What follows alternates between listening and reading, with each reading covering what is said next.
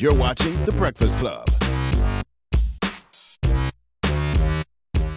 Morning, everybody. It's DJ Envy Angela Yee, Charlamagne the God. We are The Breakfast Club. We got a special guest in the building. That's right.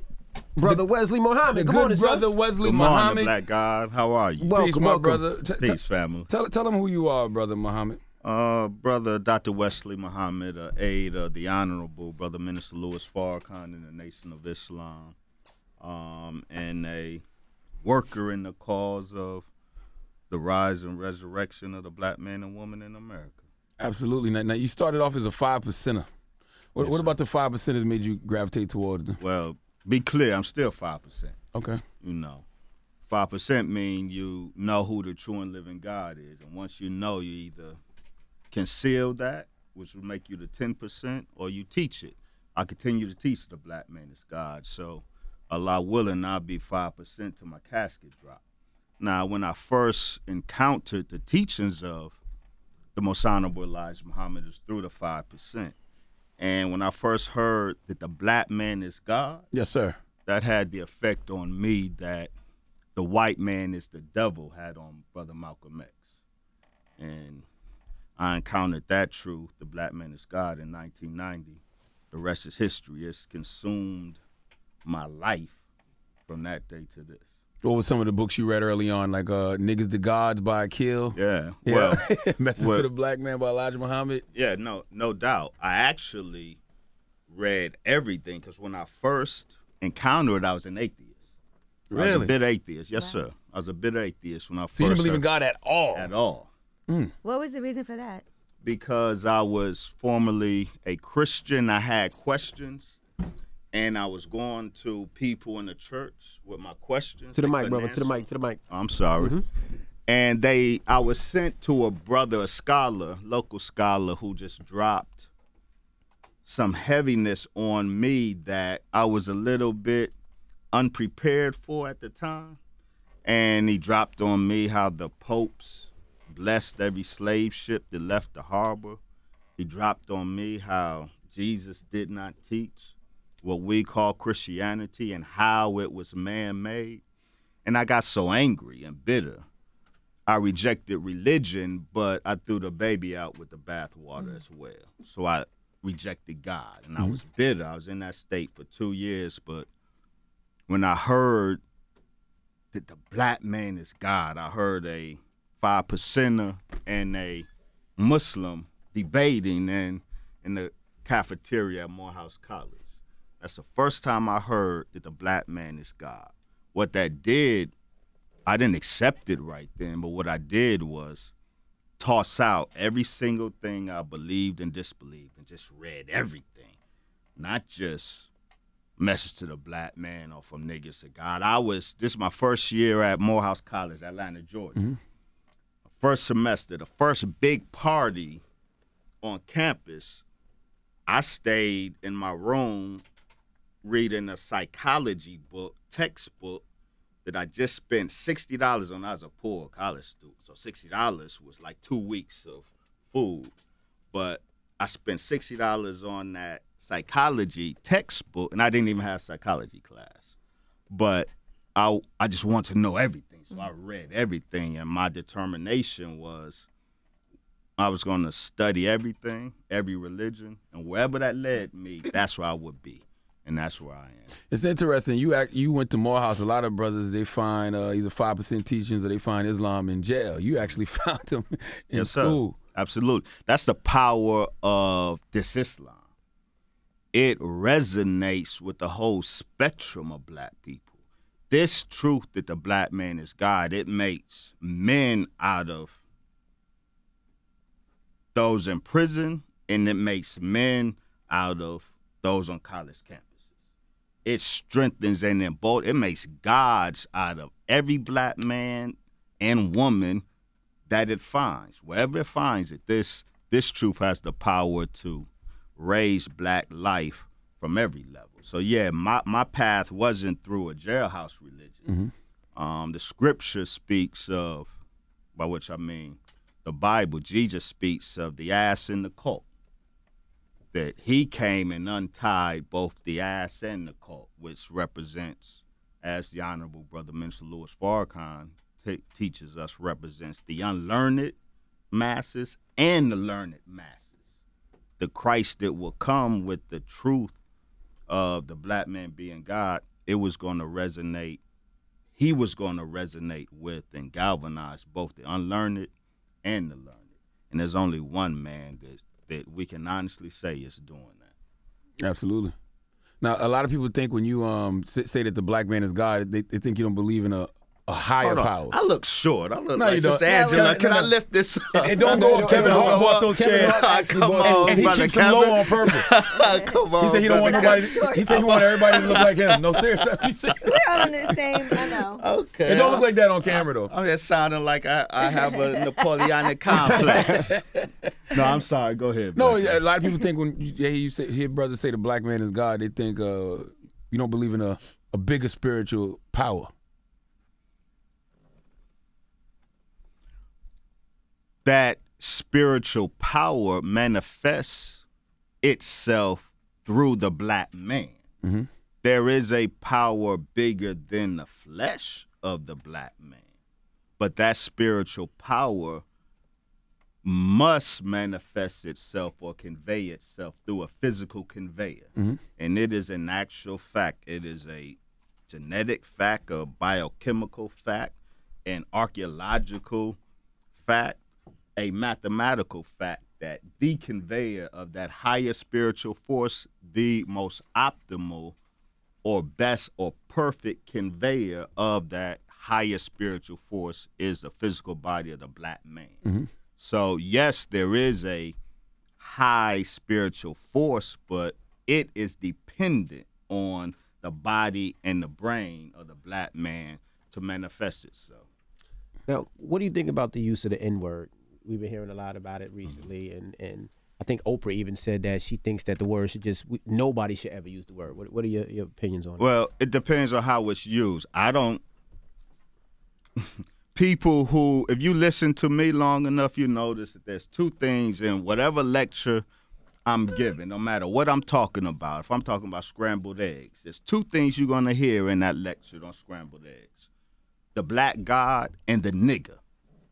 Now, both the black God is real and the nigger is real. I don't use nigger as a term of endearment nor as an assault, as an insult. But nigger is American white supremacy's creation. It's white America's Frankenstein. The nigger is real. The nigger was God made man. The white man killed that man and remade him as the nigger. And so the nigger is an artificial creation that is causing havoc in the black community. So the nigger has to be identified. And as the last poet said, die, nigga, die.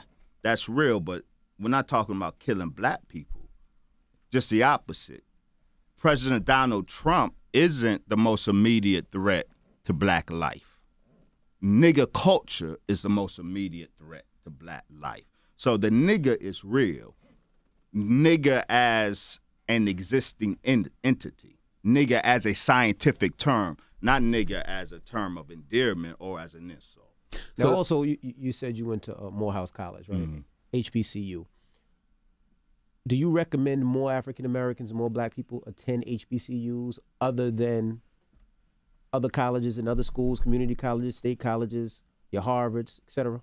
Absolutely. My path was, and I still think it's And why? a viable path under HBCU for the undergraduate experience. Correct. And then for postgraduate work, either master's or doctoral or other postgraduate programs, I would recommend the predominant universities. I would still recommend HBCUs today, even though the HBCU experience in 2017 is very different than what it was when I was there between 90 and 94. It's a very different experience. Do you think that What do you mean by HBCUs very different experience? And do you think HBCUs get the respect of other universities and colleges in the workplace? Well, no, they never got that, but that's okay. I answer that, then your question is important, the difference. But it's okay in practical terms that HBCUs don't necessarily get the respect in the workplace that other universities get, because in HBCU, most of them, you will only get a bachelor's degree. And in 2017, you just need more than a bachelor's degree. You need more than undergraduate education to get a job. Right. So you're going to have to go beyond your undergraduate training. So that's why I recommend a path. HBCUs are good for undergrad, but for graduate school, to get the higher degrees that you're going to have to get to make it into a workplace today, I would recommend the larger universities with more resources, more credentials. The reason I still recommend HBCUs for undergraduate study, despite the difference in the HBCU experience today, when I was there, the difference is, Angela. When I was there 1990, 1994 in Atlanta, Atlanta was the hub of black intellectuality, the hub of consciousness, despite the fact that it was a home of Freaknik. Yeah. It had that dichotomy, and I enjoyed both, I confess. But in many of the HBCUs, you can go there and get the cultural experience, not just Morehouse, Howard, Hampton. The positive cultural experience was strong there. So even though the academics, you didn't leave Morehouse or Spelman or Howard or Hampton necessarily with the academics that you would leave a University of Michigan or Ohio State with, but you left with the cultural experience which is necessary for the development of a black person. And you can parlay that into a successful matriculation at the white higher level universities or colleges. So that was necessary. Today, there's been the hip-hopification of the culture, the hip-hopification. Atlanta went from, in my experience, the citadel of black consciousness, of black intellectuality, to a big, fat hip-hop video. And you kind of see that through hip-hop if you pay attention to Atlanta. You went from like the Outkast, the Goody Mob, to the trap, to the crunk, to snap. It dictated the terms of the whole culture, and the HBCU experience now is dominated by that dynamic. So it's very different. You don't have the level of consciousness that was there when I was there. Everybody, every cipher, if you will, every brand or strand of black ideology and intellectuality was popping there. Mm-hmm. It was a smorgasbord, so you could take your pick. Today,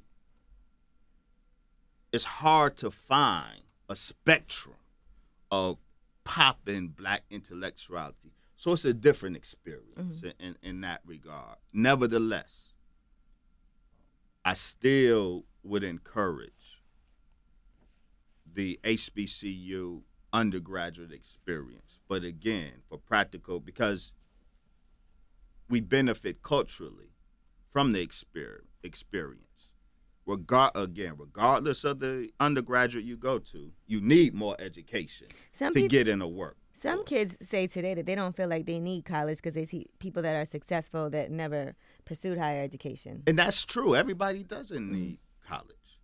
And the fact of the matter is most of us in college are pursuing BS degrees. BS as in bull S degrees. I mean, because we're pursuing fields that aren't practical. Let's talk about it. What are some of those degrees that people are pushing towards that you feel like? Well, I folks will get mad at me. Let them get mad. But 4 years, $80,000 for an African history degree, that's not practical. we can get African history, can get knowledge of self without incurring the debt, Right. the Of $80,000, stifling right. debt that college education imposes on us. And when we get that degree, it has very little practicality. That's not a nation-building skill.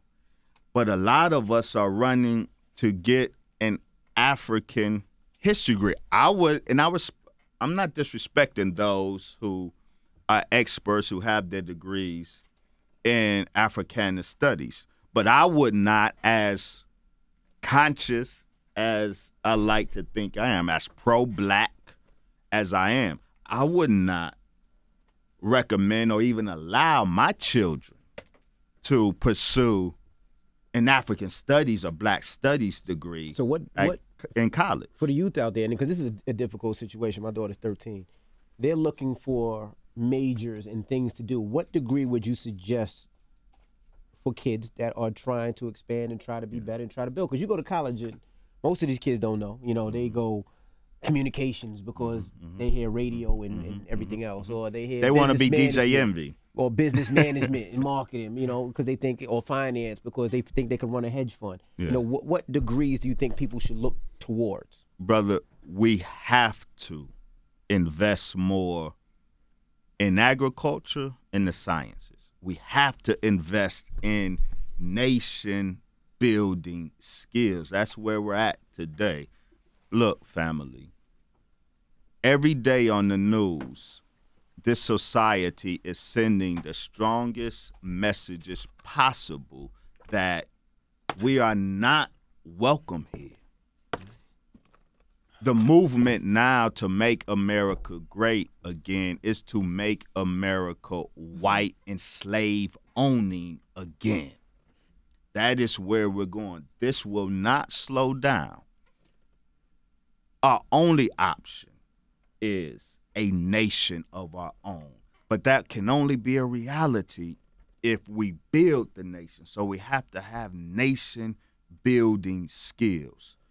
We must invest in the sciences in college.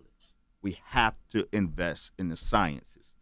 We run from that as black people. I don't know if we run from it or we haven't celebrated it enough over the past 20 or 30 years. I feel like we celebrated, entertainment and athletics That's more than we absolutely did, the case. But I also being think an those- engineer or architect or I a also lawyer think those or a courses doctor. are very hard and very difficult. Like you go to college and, those Easier to do that courses- than being a rapper.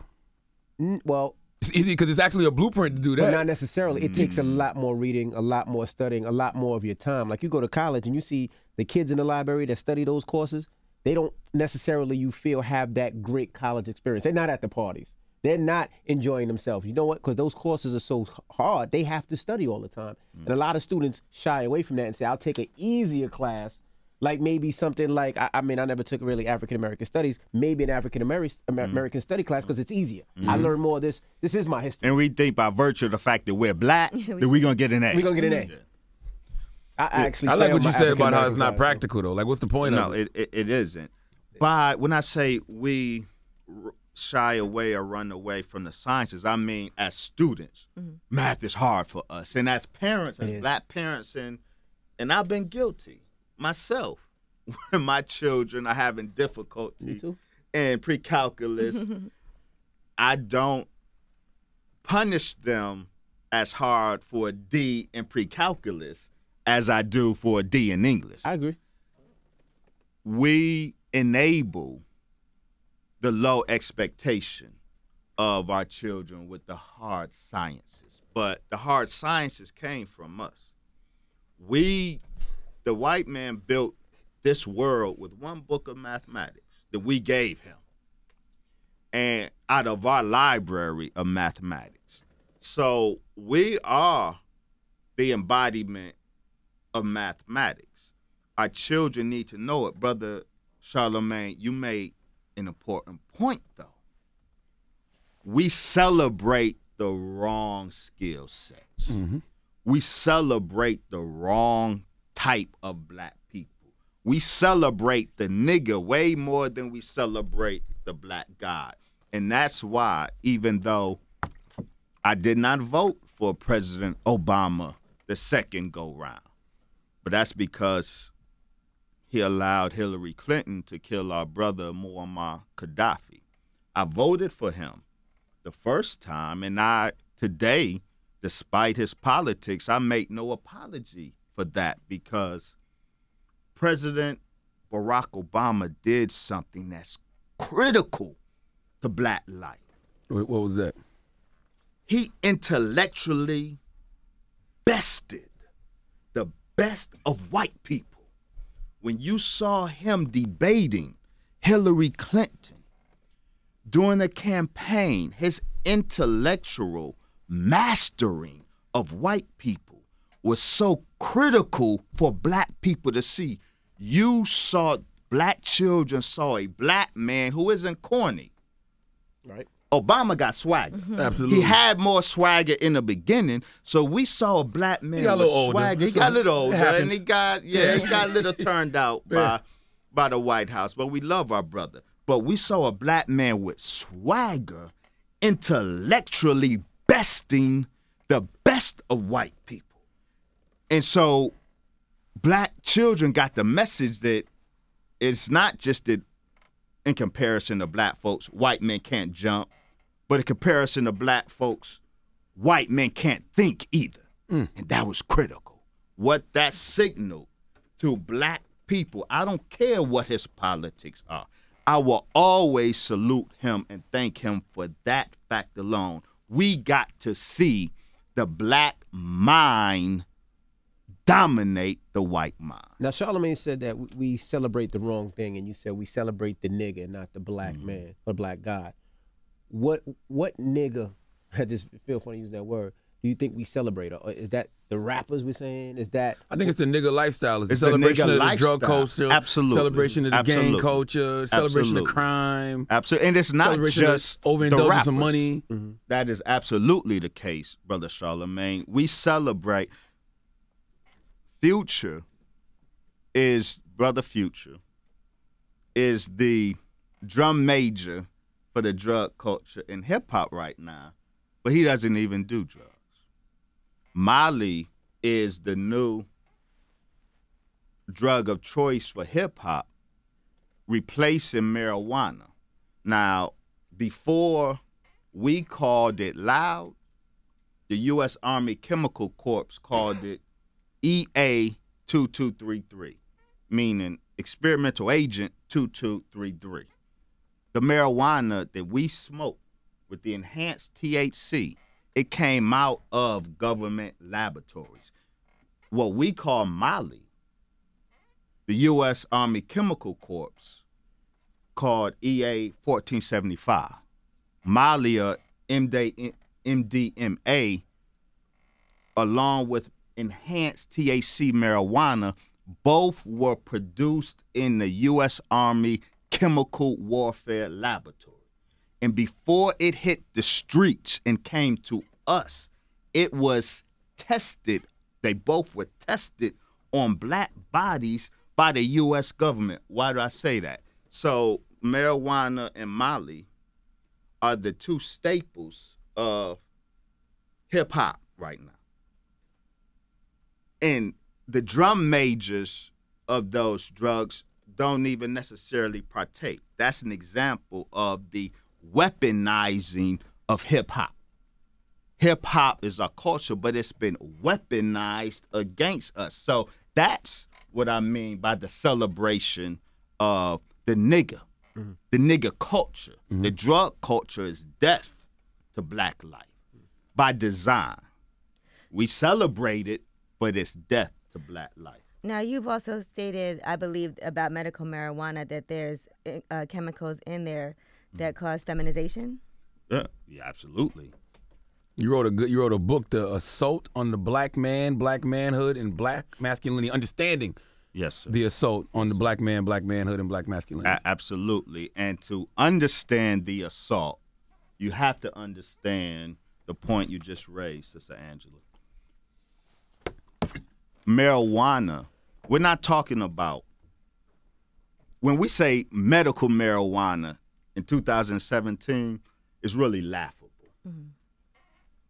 Natural cannabis, the cannabis that God planted, which he didn't plant in Africa, FYI. He planted it in Central Asia, in cold climate. That natural cannabis has great medicinal value.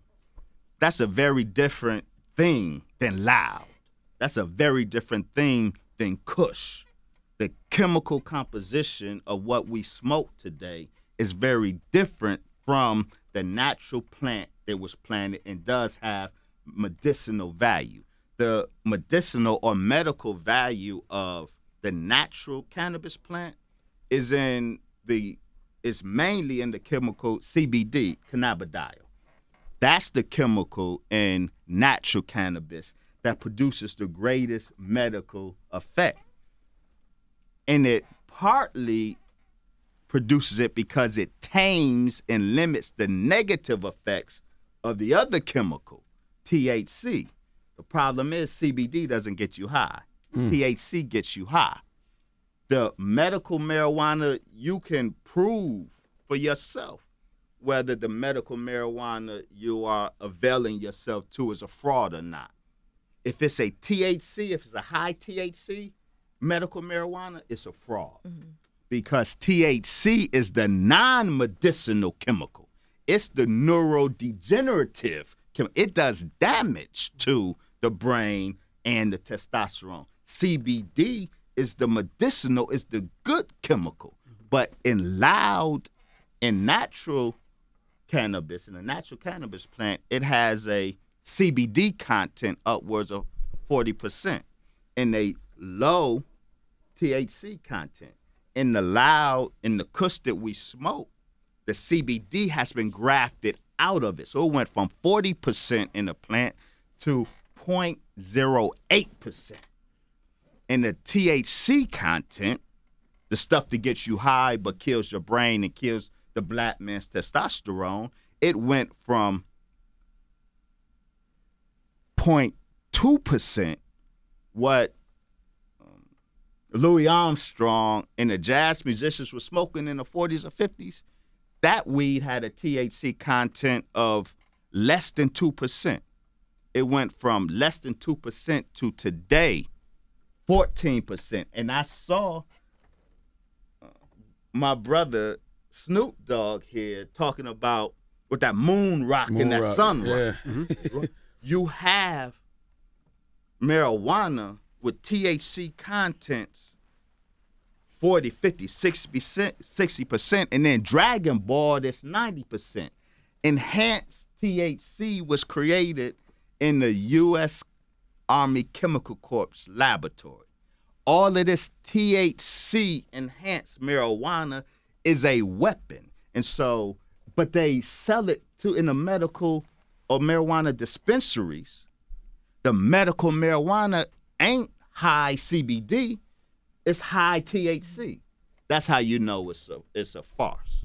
It's a fraud. And you think they're using the drugs to feminize men? Or? Oh, absolutely. Absolutely. Because you also say masculize the women too. So you absolutely. Marijuana, this enhanced marijuana, feminizes the black man and masculinizes the black woman. Because the THC, it does so many things. The high potency THC, it, from the plant itself, from the weed itself, it lowers the testosterone. I understand what that means. We have a wrong conception, DJ Envy, of testosterone. Testosterone ain't a libido. It's a libido, ain't a sex hormone. Testosterone is testosterone with another biochemical, serotonin. These two are the biochemical basis of a man's drive for power. High THC is the signature of dominant men. Not high THC. High testosterone is the signature and prerequisite for a man's drive for power. And be clear, masculinity is not about a man's sex drive. masculinity is about a man's power drive. Testosterone is a biochemical source of a man's drive for power. It also is testosterone. It's the chemical scalpel that literally sculpts the masculinity of the male fetus, the body, and the brain. You lower testosterone, the body will, in the fetus, it will default to a feminized form. You lower the testosterone in a gestating male fetus, his body will default to a feminine form. So the THC lowers testosterone, but when you smoke it, an additive happens, and this is what's relevant to sisters. The THC lowers testosterone, therefore in many ways feminizing males. But when you light that joint,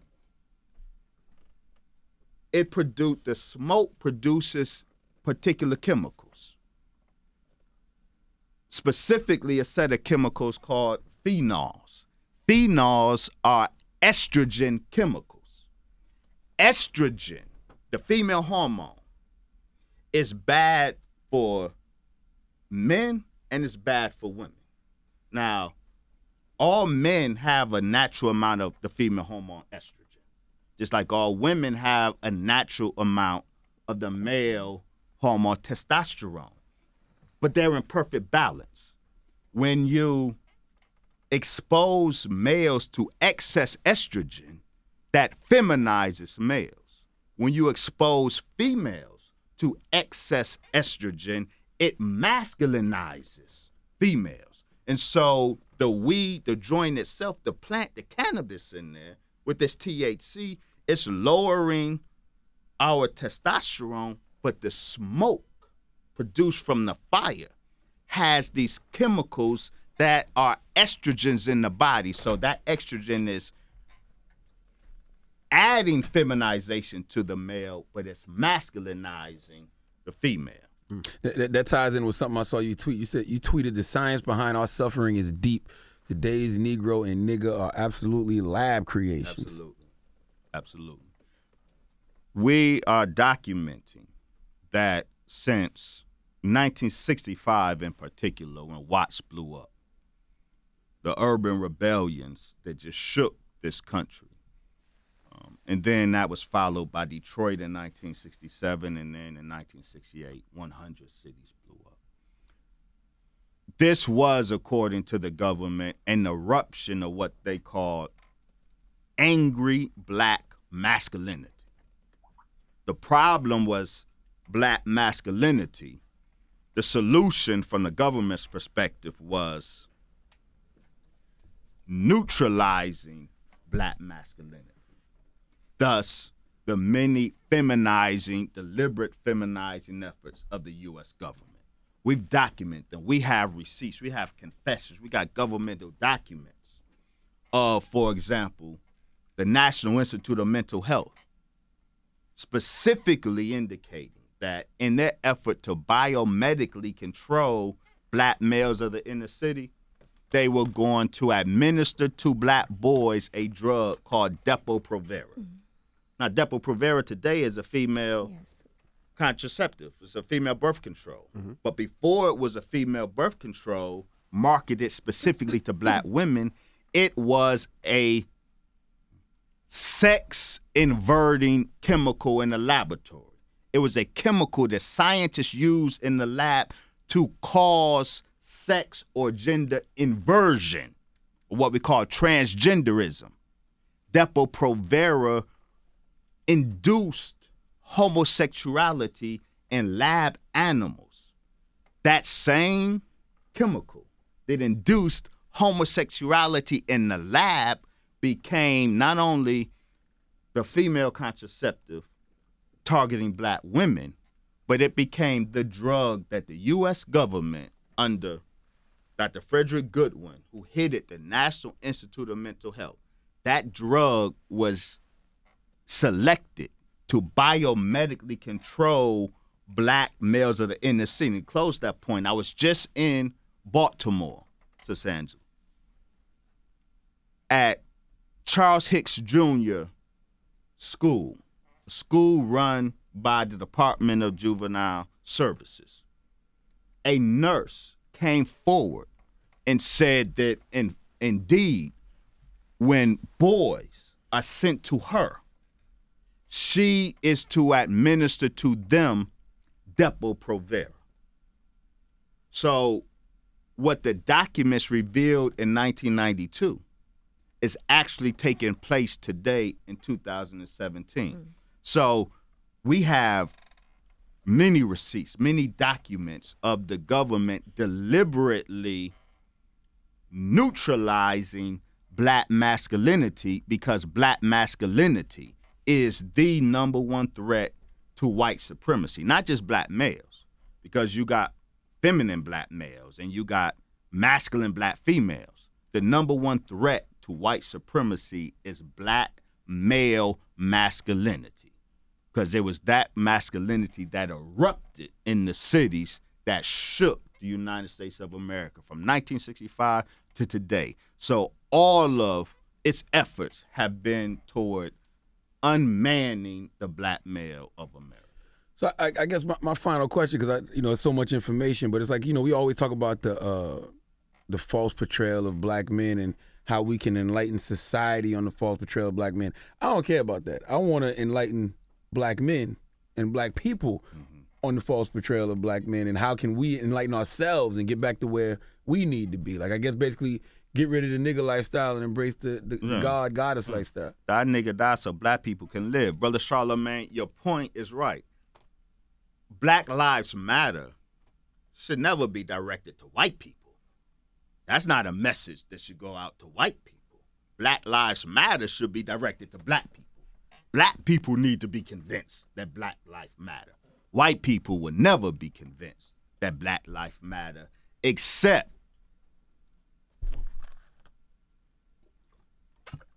there's a cost that they have to pay for not valuing black life.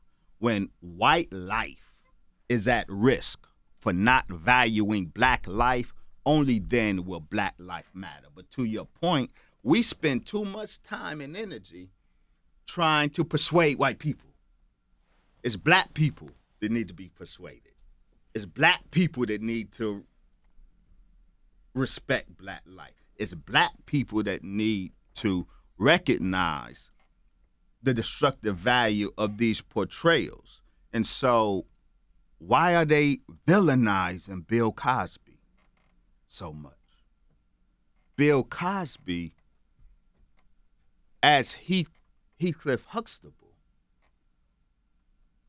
he exemplified a type of black fatherhood that's very commendable. He was present, he was strong, but he wasn't a tyrant. He wasn't a sucker. He wasn't disempowered. They liked the disempowered black father in the media today. They showed a black father being punked by his wife. They liked that. The disempowered black father is what they like to portray, or the black tyrant. And so Empire is the #1 show. And the #1 dad on there is hated by his children because he's such a tyrant. So black fatherhood is portrayed either as a punk or a tyrant. Heathcliff Huxtable wasn't neither of those.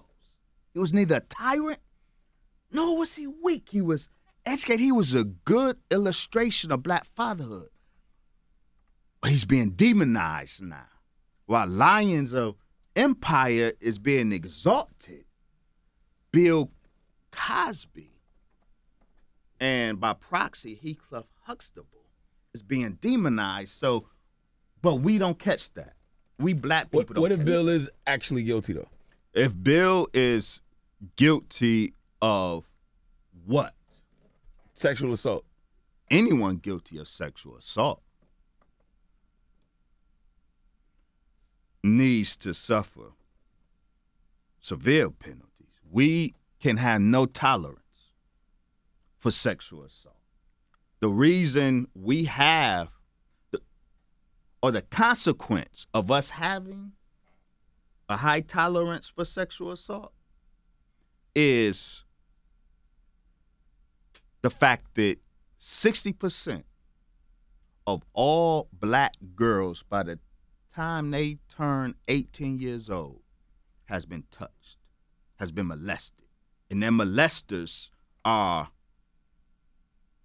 black fathers, black uncles, black cousins, black brothers, black folks. We are the number one assaulters, but we can prove that there's tolerance to that because I love Biggie. And when What's Beef dropped, I loved What's Beef too. But notice, when we were grooving to What's Beef, Biggie bragged about having someone, ain't no raping. Right. A boy, throwing them over the bridge. And there was no outcry. See, we have tolerance for sexual assault, and that's why our children are the number one victims of sexual assault, and we are the number one perpetrators. So whoever is guilty of sexual assault, and I don't give a pass to sexual assault on white women, because if you will rape a white woman, you will rape a black woman. So rapists tend to be non-discriminating.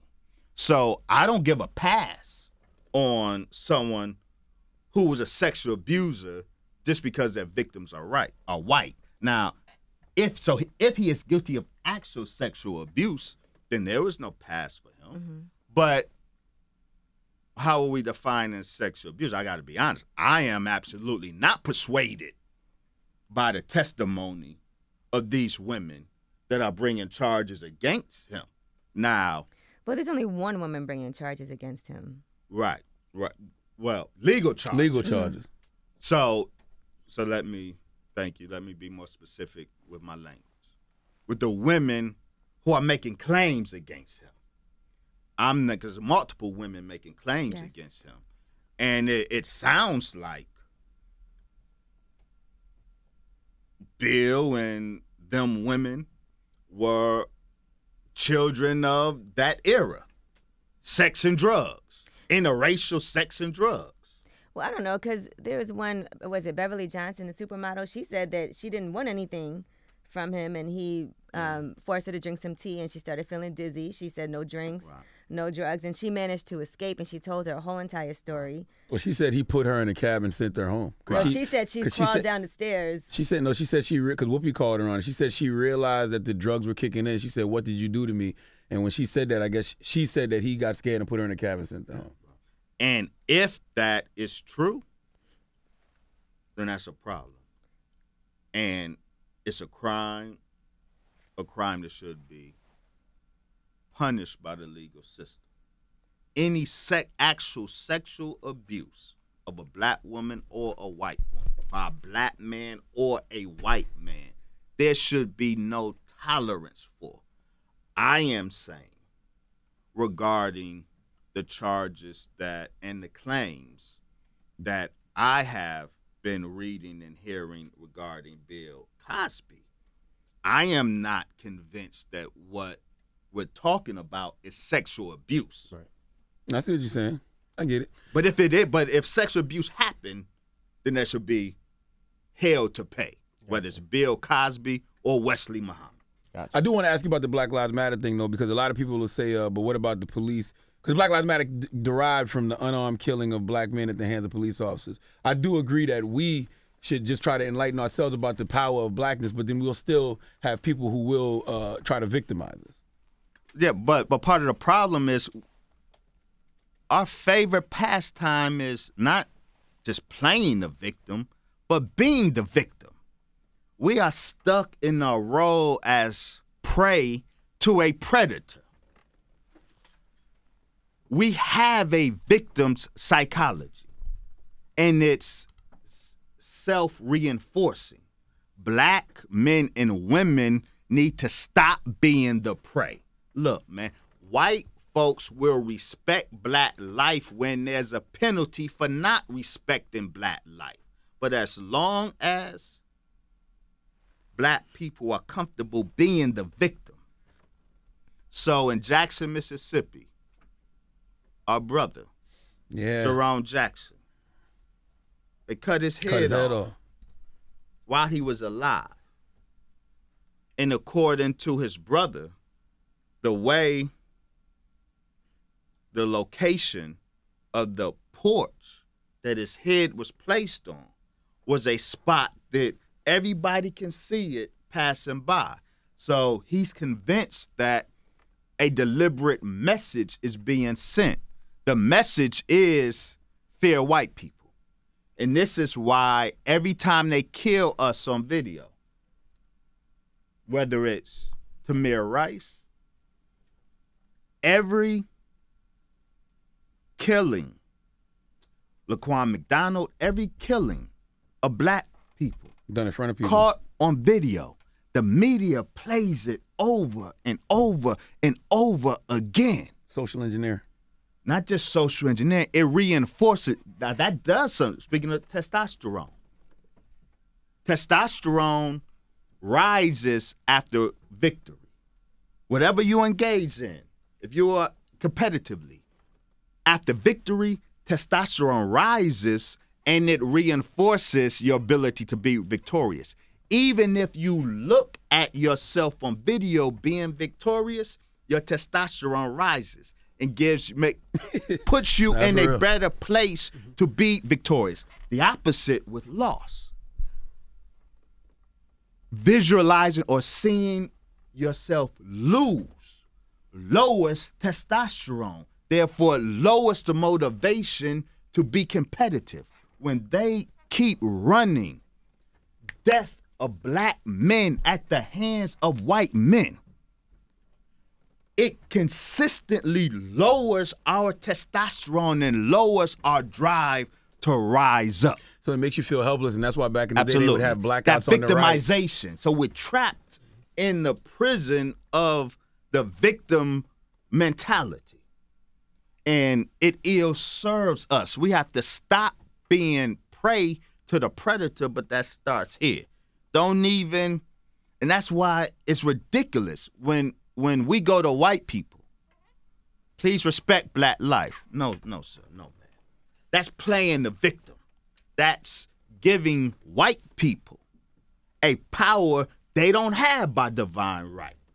They cannot validate the value of black life. White folks can't do that. But when we go to them, hands up, don't shoot. Respect black life. We are giving them power to validate black life. They ain't got that power. Brother Wesley Muhammed. Yes. Brother Dr. Wesley Muhammed. my fault. You hit me so hard just now. Brother Wesley Muhammed is here. Where can they catch you, Brother Wesley? Well, on Facebook, Wesley Muhammed, Instagram, and my wife won't let me get on Snapchat. She said I'm too old. Too much temptation. She said she wants to say I'm too old. So I'm barred from Snapchat. So you can catch me on the old folks' social media, Facebook and Instagram. All right. You got books too, though, right? You got books? I do. At drwesleymuhammed.info. Okay. Well, we appreciate you joining us. And all the knowledge I appreciate this morning. you. All right. It's Wesley Muhammed. It's the Breakfast Club. Good morning.